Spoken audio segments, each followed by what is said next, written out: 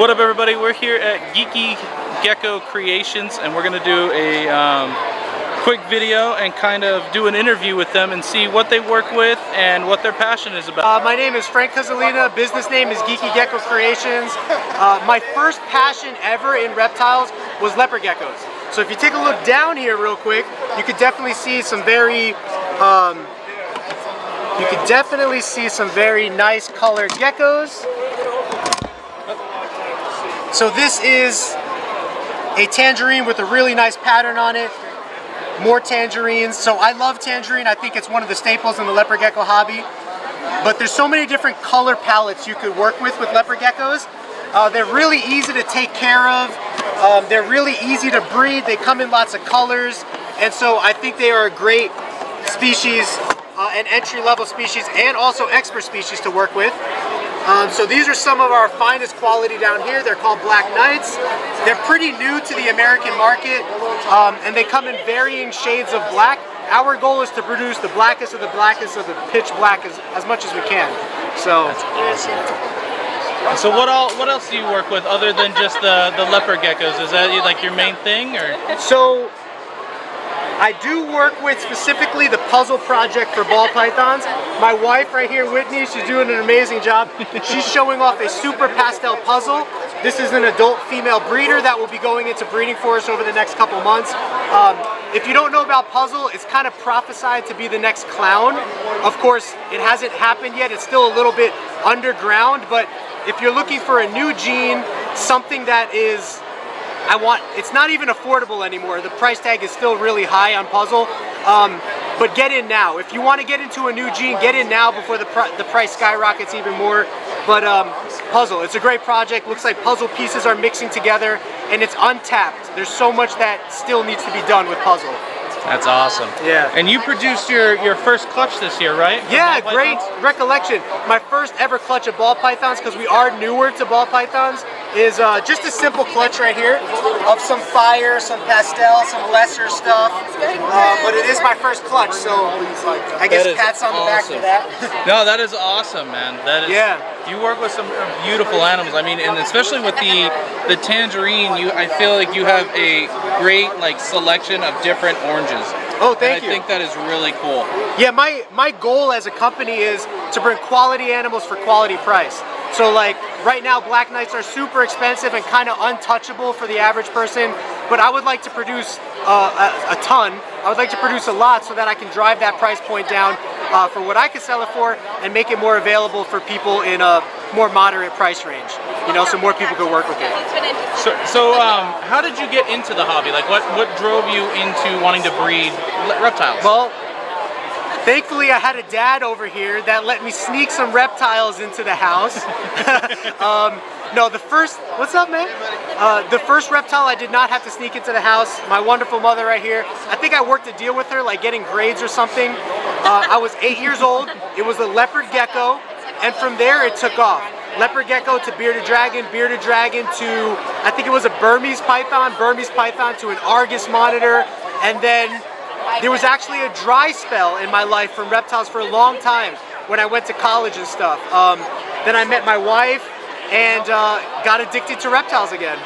So she knew before she married me that I was addicted. I was back into reptiles. That's awesome. So what would be your favorite morph for, say, per species that you love working with? Ooh, just one? Just one. So say just one for leopard geckos, one for any other species. Can I do a top 3? Yes, that'll work. I know it's a hard question. Okay, top 3 for leopard geckos is the tangerine. I think it's tough to beat that. The Black Knight, and then a lot of people might not like this answer, but I'm really encouraged by the Frosty Turk project right now, which is trying to work a healthier version of the lemon frost gecko. So that has a lot of my attention right now. If you don't know about that, it's an unfortunate thing. That project was started 10 years ago, and when you inbred the geckos, it actually started to produce skin tumors on the geckos, and so obviously no one wants skin tumors on their geckos. But what we are doing is we're outcrossing the geckos, and we're seeing a lot of positivity from that. I don't want to make any claims just yet, but I will document the whole process and let people know if it works or if it doesn't work, you know, as time goes on. That's awesome. What would you say ball pythons? Like, what is puzzle? Puzzle. I gotta go with my #1 puzzle because I think we're just starting to scratch the surface of what can be done with puzzle, and some really cool combinations have just started to come out. But puzzle, clown, and sunset or monsoon. I'm really liking those two as well. There you go. Well, you can't go wrong with a monsoon, and I'm loving what's coming out with the sunsets. Yeah. A lot of people gave the sunsets like a thumbs down for a while, but now everyone's going back to them because combinations are starting to come out. And so, you know, you could take a gene that you thought was not going to be anything, and all you need to do is find the right combinations and start unlocking the right things for that potential, you know?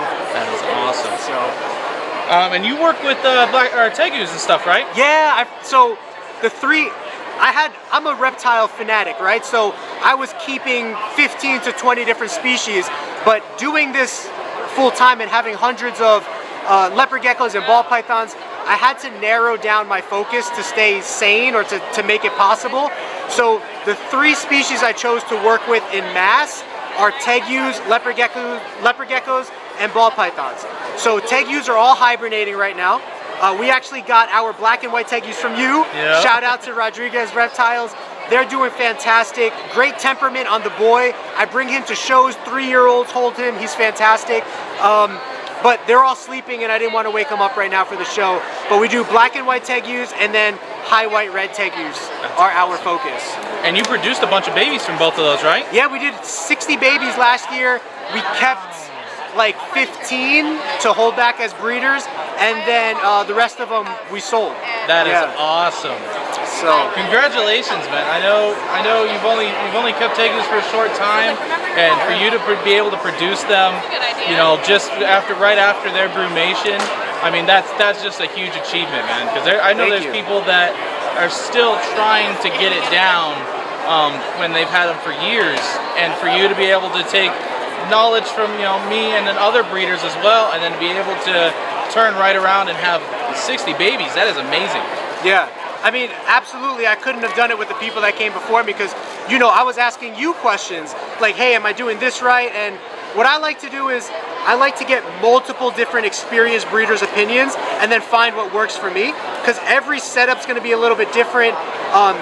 Everybody's preference is going to be a little bit different, so you might take something you like from this person and something you like from this person and create your own procedure. So I definitely recommend talk to experienced breeders, learn what they learned, and then put it into play however you choose, you know? That's awesome. So if you had advice for someone wanting to get into breeding, what would be your advice for them? Ooh, that's good.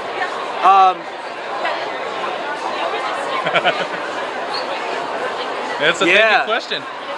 So if somebody wants to get into breeding, I'm assuming that they're just getting into it for the fun of it, not necessarily the business side.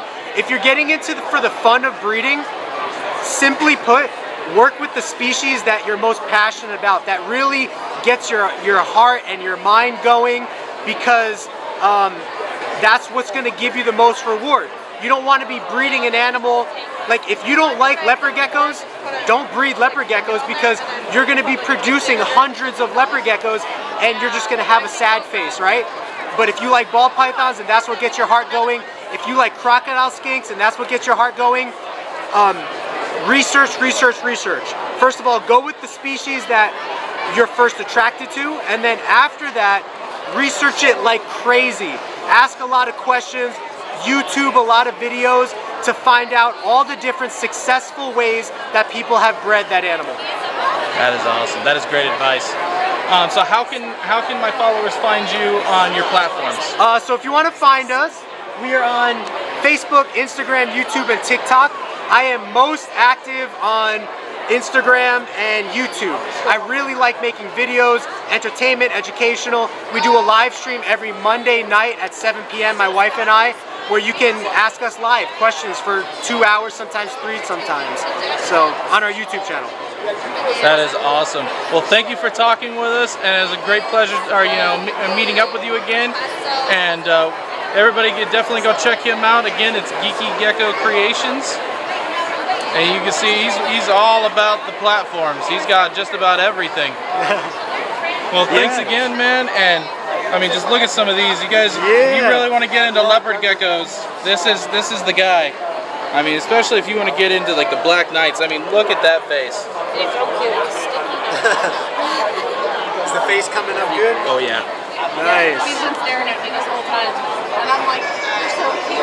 Oh yeah, he's looking at you like. What's up, everybody? So we had to cut the video short. Few reasons. We were having some audio difficulty there at the end. We weren't able to hear Frank talk about the Black Knights there at the end. You could kind of hear the audio going out at the end there.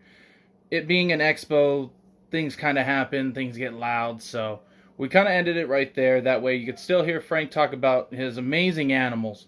So there will be links to his channel down in our description below, linking to all of his content on his various platforms, as well as our link tree, linking to our multiple platforms, as well as our merch store. We will be posting more videos from that show here in the next couple days.